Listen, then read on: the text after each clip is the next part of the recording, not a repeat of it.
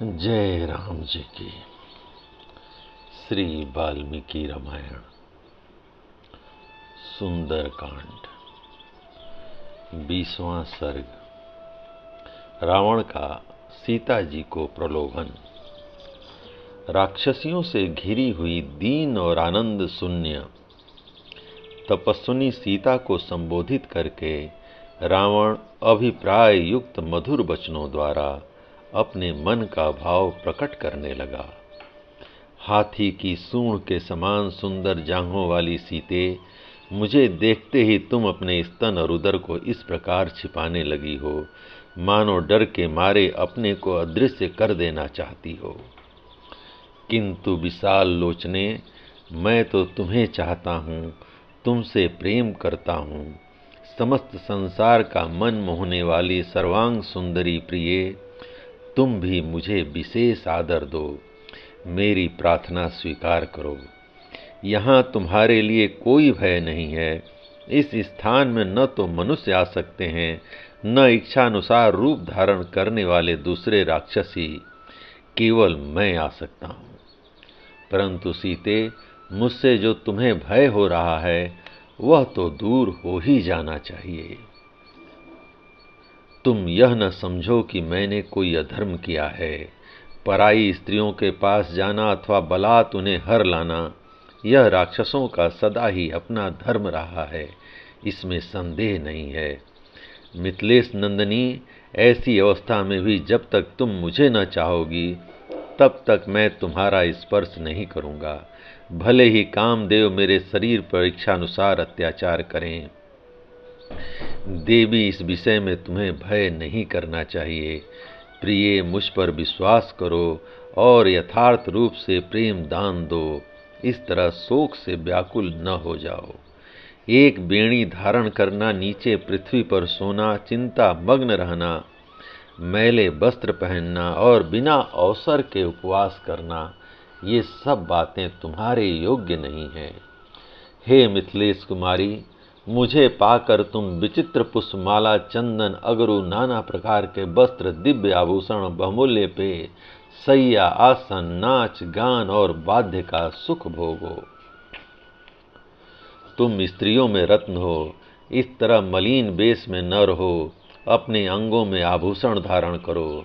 सुंदरी, मुझे पाकर भी तुम भूषण आदि से असम्मानित कैसे रहोगी? यह तुम्हारा नवोदित सुंदर यौवन बीता जा रहा है। जो बीता जाता है वह नदियों के प्रवाह की भांति फिर लौट कर नहीं आता। शुभ दर्शने, मैं तो ऐसा समझता हूँ कि रूप की रचना करने वाला लोक सृष्टा विधाता तुम्हें बनाकर फिर उस कार्य से विरत हो गया, क्योंकि तुम्हारे रूप की समता करने वाली दूसरी कोई स्त्री नहीं है। विदेह नंदनी, रूप और यौवन से सुशोभित होने वाली तुमको पाकर कौन ऐसा पुरुष है जो धैर्य से विचलित न होगा, भले ही वह साक्षात ब्रह्मा ही क्यों न हो। चंद्रमा के समान मुख वाली सुमध्य में मैं तुम्हारे जिस जिस अंग को देखता हूँ, उसी उसी में मेरे नेत्र उलझ जाते हैं। मिथिलेश कुमारी, तुम मेरी भार्या बन जाओ। पातिव्रत्य के इस मोह को छोड़ो। मेरे यहाँ बहुत सी सुंदरी रानियां हैं, तुम उन सब में श्रेष्ठ पटरानी बनो। भीरू, मैं अनेक लोकों से उन्हें मथ कर जो जो रत्न लाया हूँ, वे सब तुम्हारे ही होंगे, और यह राज्य भी मैं तुम्ही को समर्पित कर दूंगा। विलासिनी, तुम्हारी प्रसन्नता के लिए मैं विभिन्न नगरों की मालाओं से अलंकृत इस सारी पृथ्वी को जीतकर राजा जनक के हाथों में सौंप दूंगा। इस संसार में मैं किसी दूसरे ऐसे पुरुष को नहीं देखता जो मेरा सामना कर सके। तुम युद्ध में मेरा वह महान पराक्रम देखना जिसके सामने कोई प्रतिद्वंदी टिक नहीं पाता। मैंने युद्ध स्थल में जिनकी ध्वजाएं तोड़ डाली थीं, वे देवता और असुर मेरे सामने ठहरने में असमर्थ होने के कारण कई बार पीठ दिखा चुके हैं। तुम मुझे स्वीकार करो, आज तुम्हारा उत्तम श्रृंगार किया जाए और तुम्हारे अंगों में चमकीले आभूषण पहनाए जाएं। सुमुखी, आज मैं श्रृंगार से सुसज्जित हुए तुम्हारे सुंदर रूप को देख रहा हूँ। तुम उदारता बस मुझ पर कृपा करके श्रृंगार से संपन्न हो जाओ। भीरु, फिर इच्छानुसार भांति भांति के भोग भोगो, दिव्य रस का पान करो, बिहरों तथा पृथ्वी या धन का यथेष्ट रूप से दान करो। तुम मुझ पर विश्वास करके भोग भोगने की इच्छा करो और निर्भय होकर मुझे अपनी सेवा के लिए आज्ञा दो। मुझ पर कृपा करके इच्छानुसार भोग भोगती हुई तुम जैसी पटरानी के भाई बंधु भी मनमाने भोग भोग सकते हैं। भद्रे, यशस्विनी, तुम मेरी समृद्धि और धन संपत्ति की ओर देखो। सुभगे, चीर वस्त्र धारण करने वाले राम को लेकर क्या करोगी? राम ने विजय की आशा त्याग दी है। वे स्त्रीहीन होकर वन वन में विचर रहे हैं, व्रत का पालन करते हैं और मिट्टी की बेदी पर सोते हैं। अब तो मुझे यह भी संदेह होने लगा है कि वे जीवित भी हैं या नहीं। विदेह नंदनी, जिनके आगे बगलों की पंक्तियां चलती हैं, उन काले बादलों से छिपी हुई चंद्रिका के समान तुमको अब राम पाना तो दूर रहा, देख भी नहीं सकते हैं।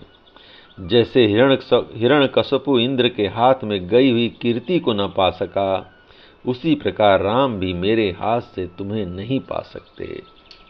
मनोहर मुस्कान, सुंदर दंतावली तथा रमणीय नेत्रों वाली विलासिनी, भीरु जैसे गरुण सर्प को उठा ले जाते हैं, उसी प्रकार तुम मेरे मन को हर लेती हो।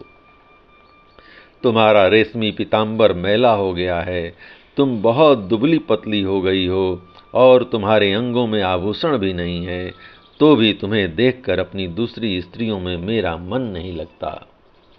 जनक नंदनी, मेरे अंतःपुर में निवास करने वाली जितनी भी सर्वगुण संपन्न रानियां हैं, उन सब की तुम स्वामिनी बन जाओ।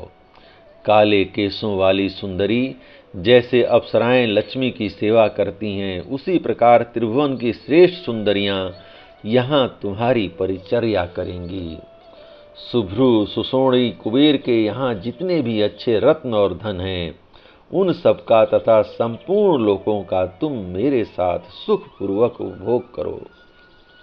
देवी, राम तो न तप से, न बल से, न पराक्रम से, न धन से और न तेज अथवा यश के द्वारा ही मेरी समानता कर सकते।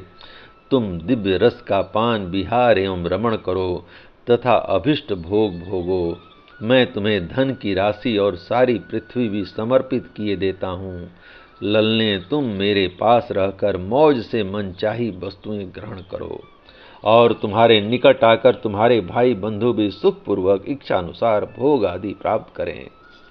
भीरु, तुम सोने के निर्मल हारों से अपनी अंग को विभूषित करके मेरे साथ समुद्र तटवर्ती उन काननों में विहार करो, जिनमें खिले हुए वृक्षों के समुदाय सब ओर फैले हुए हैं और उन पर भ्रमर मंडरा रहे हैं। जय राम जी की।